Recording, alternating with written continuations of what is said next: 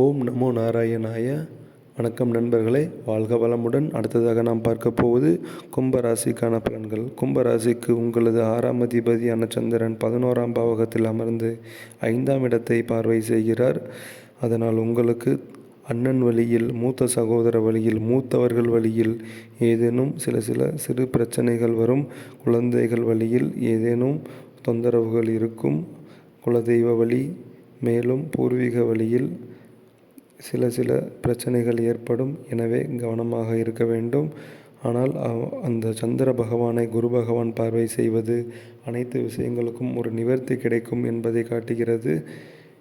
எனவே இது உங்களுக்கு மிகவும் சிறப்பான யோகமான நாளாக அமையும். 6ஆம் பாவகத்தில் சுக்கிர பகவான் இருப்பது பெண்களால் தொந்தரவுகள் ஏற்படும். பெண்களால் எதிரிகள் உருவாவார்கள். எனவே கவனமாக இருங்கள். வாழ்த்துக்கள். நன்றி. வாழ்க வளமுடன்.